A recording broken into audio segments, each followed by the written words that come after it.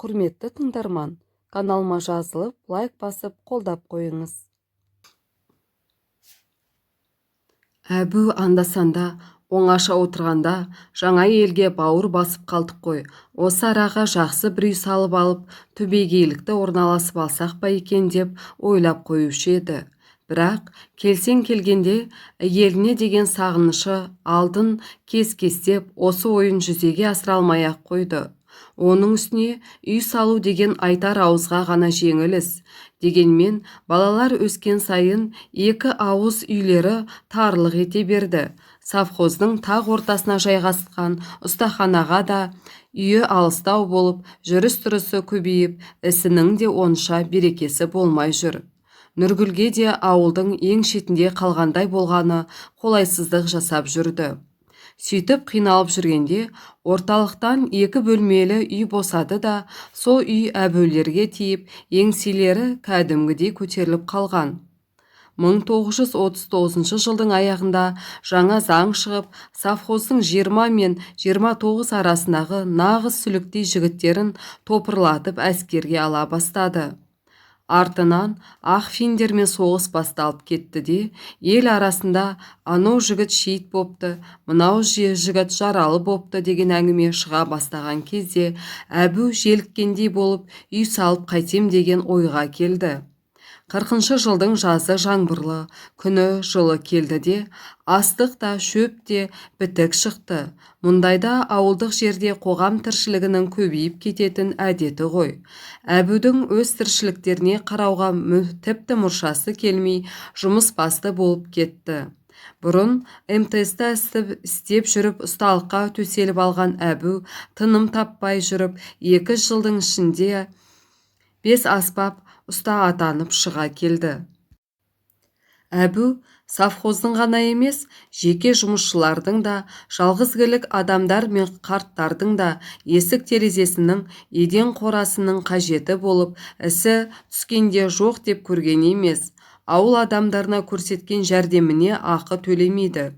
Келесі көктем егісінің қауыр тіршілігі бәсеңдей бастаған кезде бір күні ұстаханаға директор келді де, сол жерде бас қоса қалған адамдардың көзінше Әбуге қарап: «Әбіке, сенің көптің тіршілігі дегенде адал адам екеніңді көрмей жүргеніміз жоқ, көріп жүрміз. Рахметі аз жігіттер екен деп ойлап қалмағайсың. Қазақ бауырым дегенде қырғыздардың да жарылып тұратынын өзің жақсы білесің. Аманшылық болса, күзге қарай сіздің үй жайыңызды жағдайын қарастырып қалармыз. Әзірше шыдай тұрыңыз», деді ілтипат білдіріп. Көптің алдында жылы сөзді сирек естіп жүргендіктен бе, жоқ әлде шешімді естігенде жүрегінің жібіп кеткендігінен бе, әйтеуір Әбу рахмет деуге шамасы әзер келіп, көңілі босап кетті. Бұның астыңғы ерінің жыбырлап сала бергеннен көңілінің жайы байқаған әріптестері: «Қайтесің-ай, көшіп қону, жат жерге келіп сіңісіп кету оңай ғой дейсің бе?» десіп жатты. Бірақ жаз шыға дүние ойран топыр болды да кетті.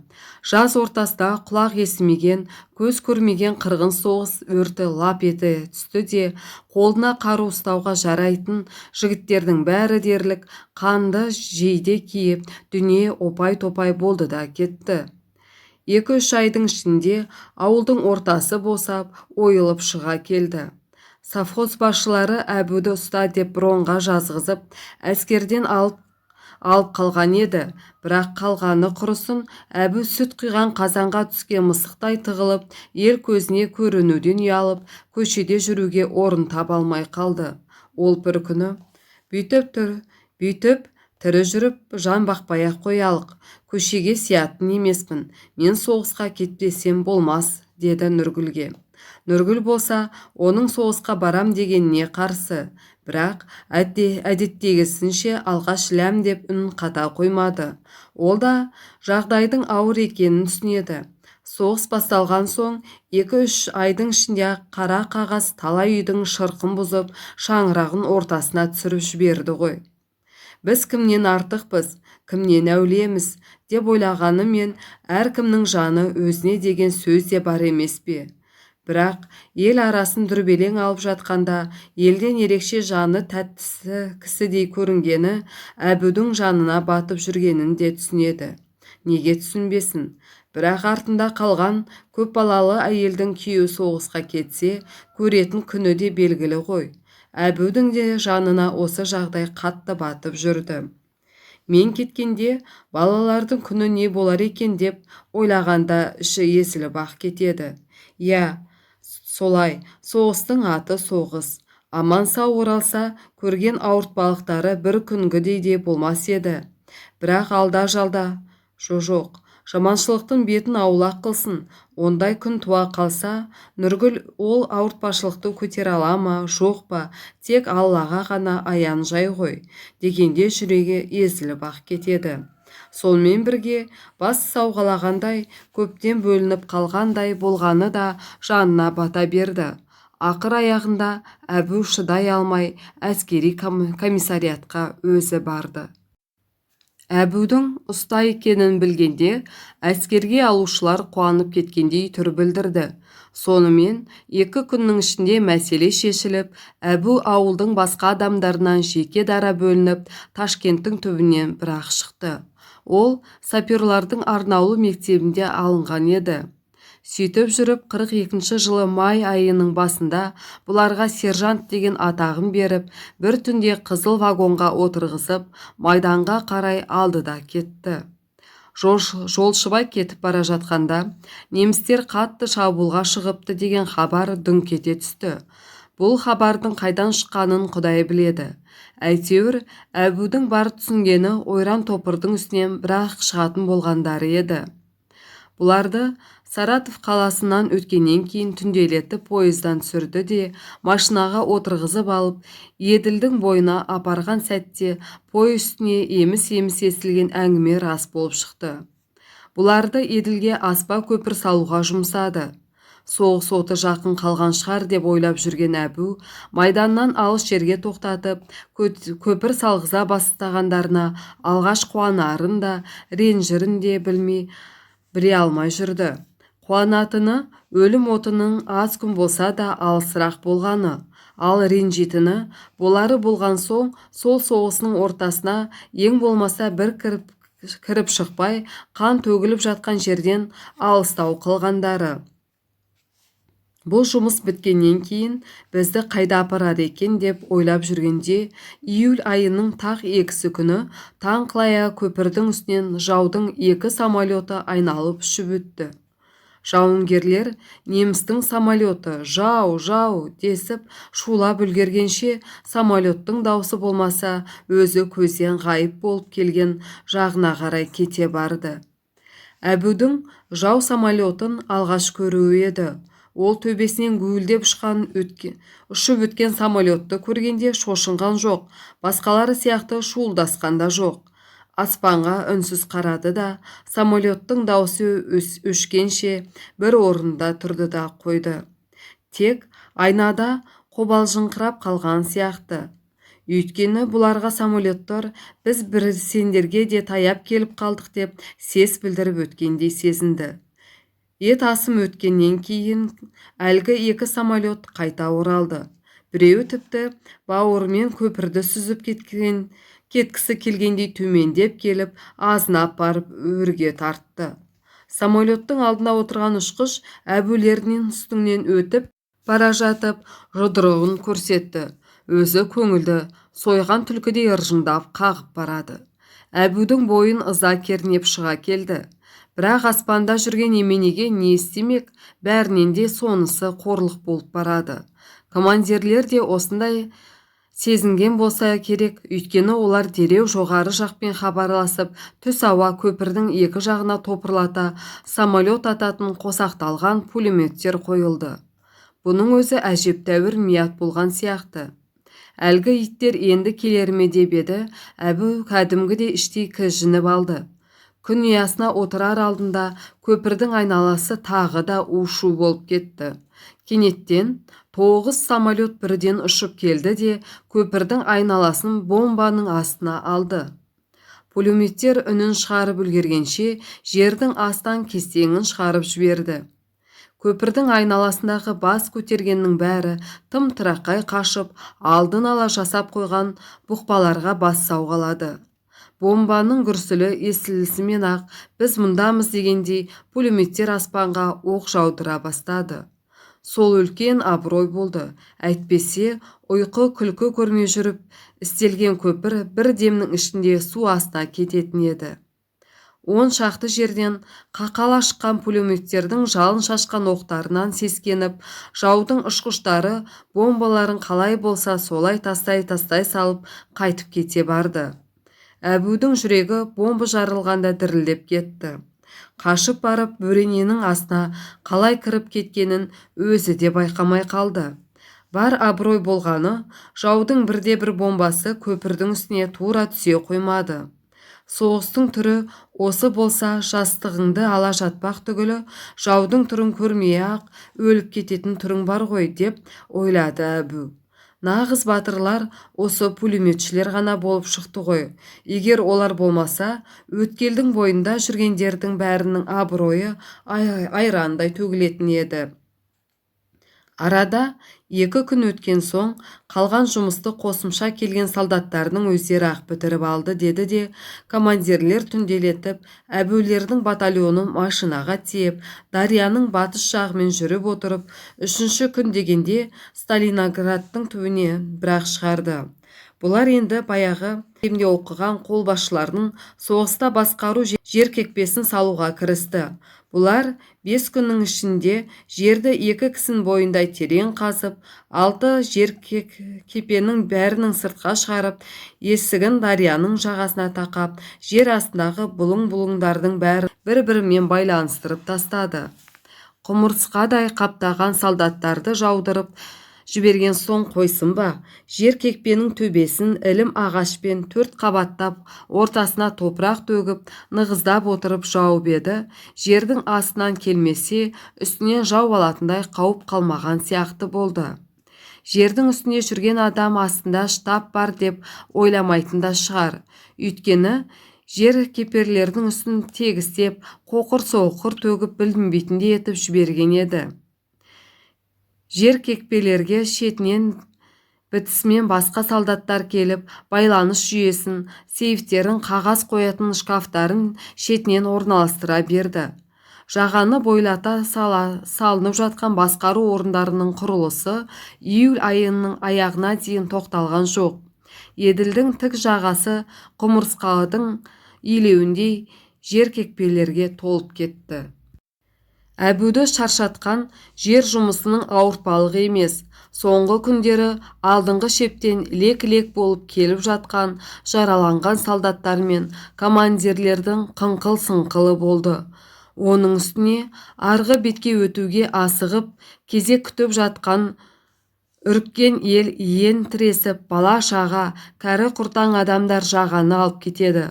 Оларды тасып жатқан үлкенді-кішілі кемелер мен қайықтарда күндіз-түні тыным жоқ. Бірақ қайдан келіп қосылып жатқанын кім білсін, үріккендердің саны кемитін емес. Емшектегі балаларға не сүт жоқ, не алғашқы күндері жаудың самолеттері түнде болмаса күндіз көп көріне қоймаушы еді. Соңғы күндері олар да үдеп барады. Бұл әрине жақсылықтың нышаны емес екенін солдаттар жақсы біледі. Түнде 1-2 рет келіп бомбалап кетеді. Бомбаны негізінен заводтар орналасқан жерлерге тастауға тырысады. Жаудың самолеттері келген кезде аспан қызыл ала зеңбірек оғына толып кетеді. Жаудың бомбасынан саперлерге келіп жатқан зиян жоқтың қасы десе де болады. Августың 19 күні түнде бұларды кенеттен жұмыстан босатып алды да қаланың шетіндегі қорғаныс шепті жасауға апарды. Сөйтіп, қас пен көздің арасында Әбу саперлігімен қош айтысып, жаяу әскер болып шыға келді. Бұдан саперлігінің қайда қалды деп сұраған адам болғанда жоқ. Десе дегендей, көп ұзамай саперлер қала жасақтарына қосылып, қырғын соғысқа кірісті де кетті. Сентябрьдің 1-і, оқу басталатын күні, фашистер күнді күн, түнді түн демей, қаланы бомбының астына алды да келіп. Бір жақсысы қаланың ішінде де шетінде де бомбадан тығылатын бұқпалардың көптігі болды. Әйтпесе жан қаларлықтай жағдай болмай кетті. Сол бомбалардың бір ұшқыны Әбудің сол жақ жамбасын қызыл етін жұлып кетіп, оны санитарлар ертіп алып дарияның арғы бетіндегі госпитальдан бірақ шығарды. Не де болса, сол жолы ұйқысы бір қанып, жетісіп қалғаны әлі есінде. 10 күннен кейін жарасын беті қабыршықтанып жазыла бастағанда, қайтадан бергі бетке өтіп, өз бөлімшесіне қайта оралды. Бірақ бөлімшеде бұл білетін таныс адамдардан қатарда ешкім қалмаған екен. Қираған қаланың да аты ғана қалған есебі. Бұдан ешкім сенің әскери мамандығың не деп сұрап жатқан жоқ.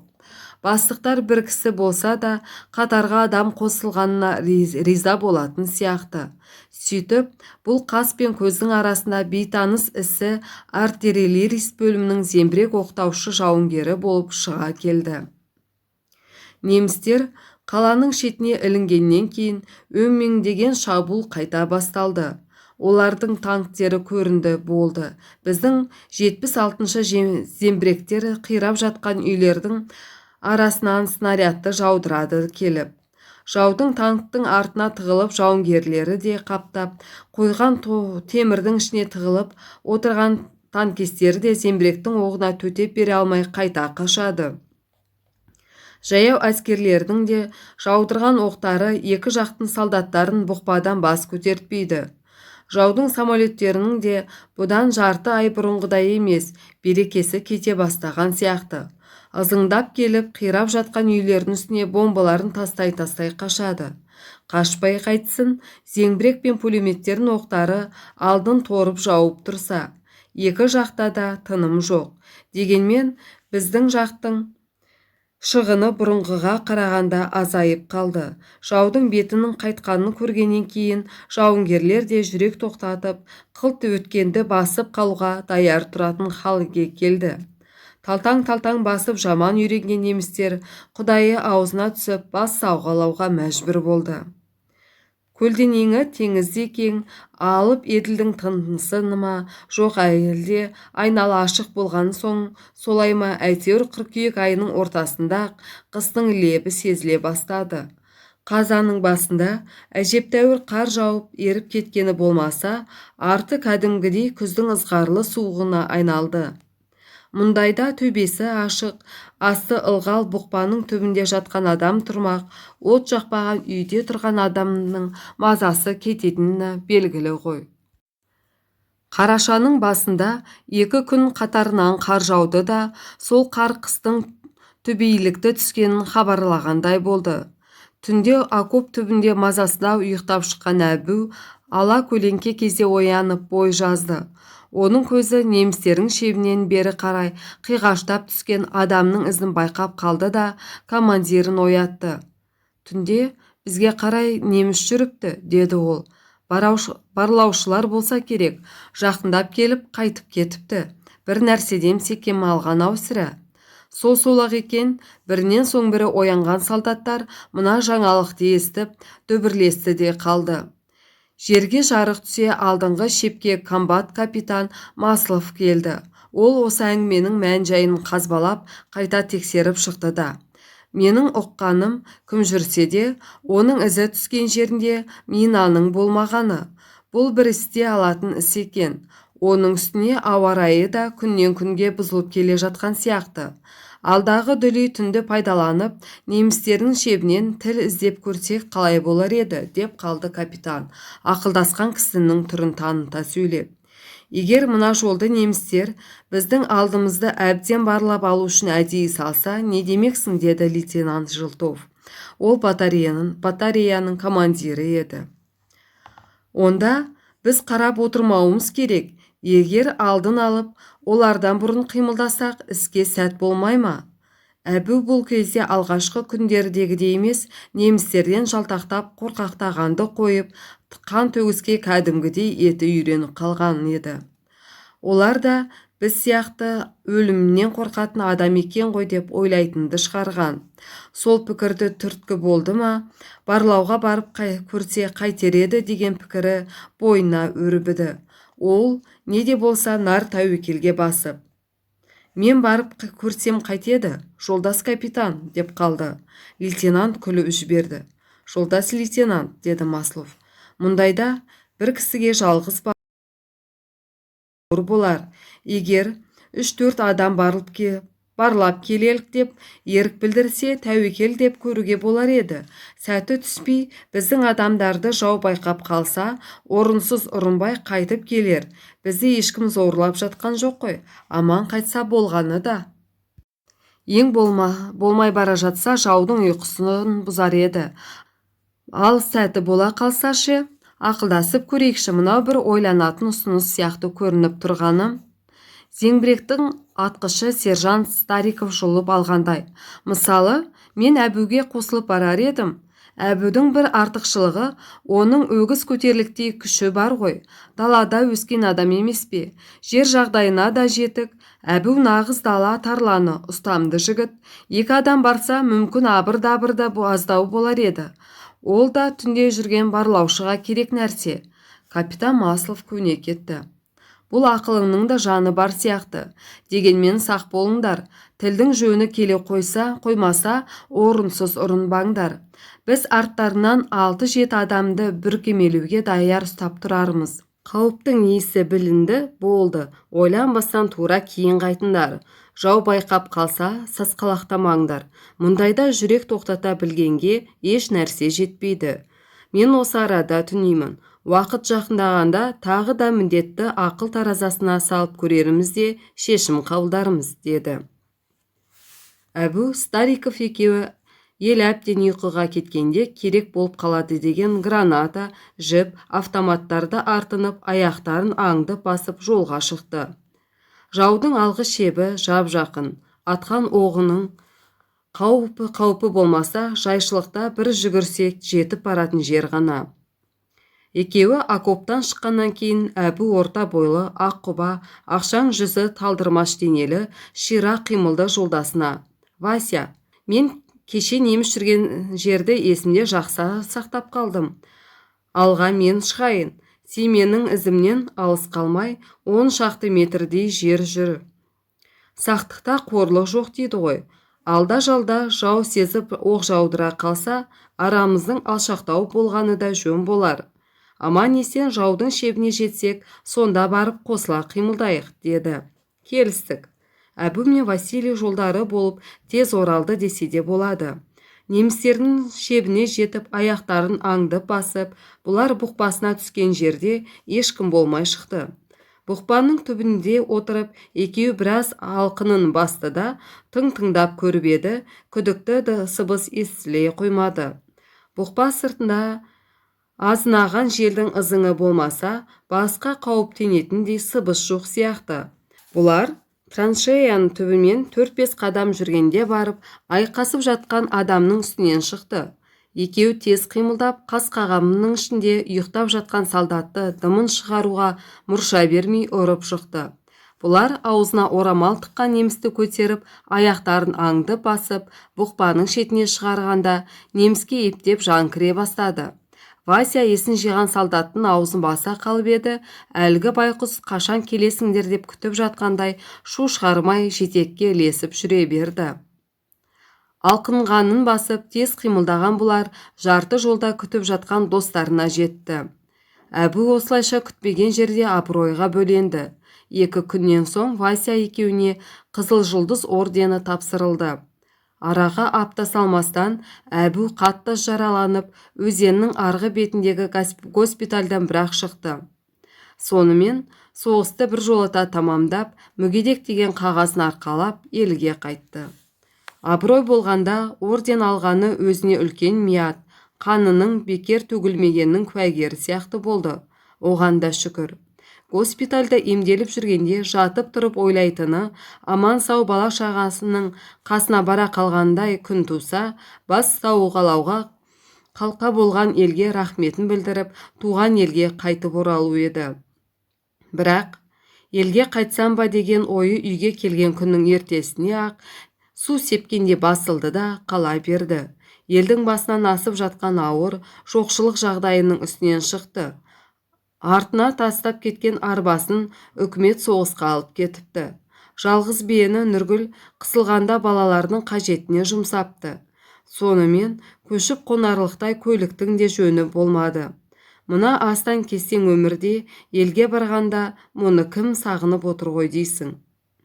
Оның үстіне бұның қайтып келгеніне совхоз жұртшылығы ел болып қуанып, жоғы табылғандай басына көтере қарсы алып жатқанда қайтып туған жеріме кетем дей қойсын.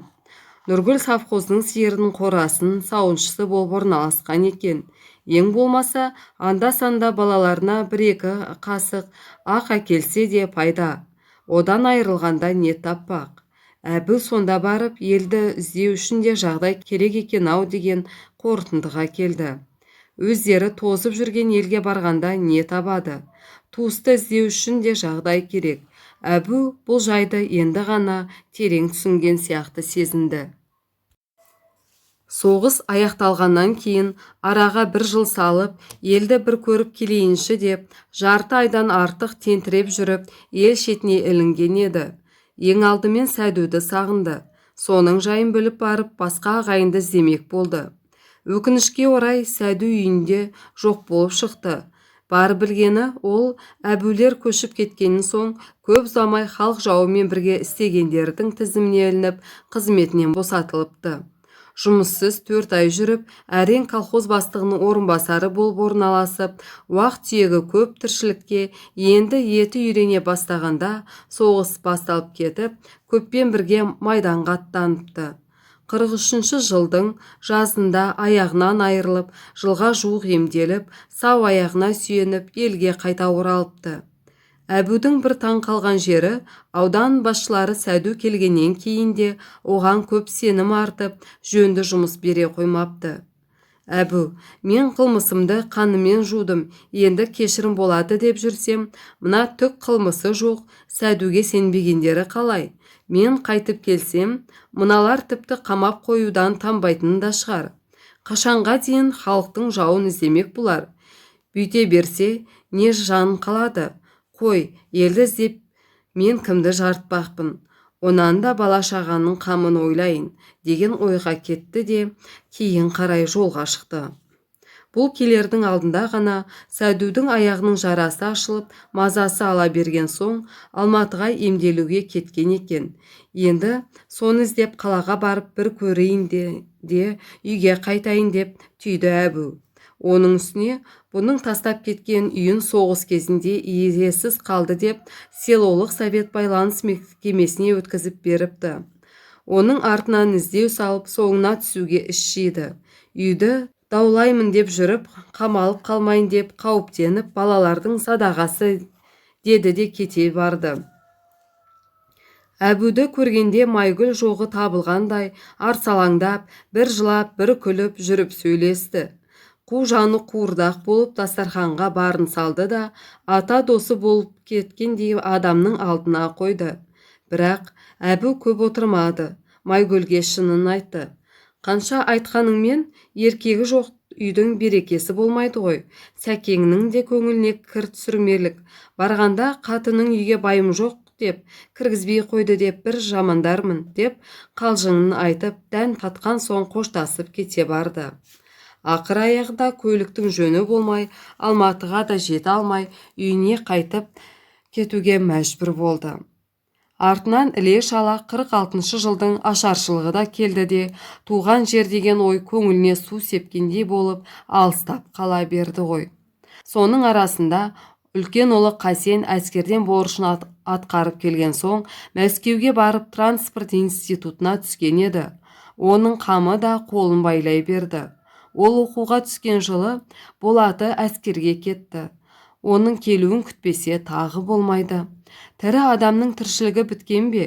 Балалары орналасып, жүрегі енді орнына түсе ме дегенде, баяғы елін сағындырған ауруы қайта қозғалып, мазасын ала берді. Мазасы да, тынышы да кетіп, әбден мысы құрыды. Жер бетінің тозағына үйренген жанбыз ғой. Көп болса тағы бір жаңа үй салып қиналармыз. Балалар да жат болып барады. Соңғы рет көшкенім осы болар. Қанша өмір қалды ғой дейсің. деген шешімге келіп жолға шыққан беті еді. Нұргүлі ғой баяғыдан мақұл. Ол жаңа елге үйренгенімен жат жерге үйрене алмай-ақ қойды.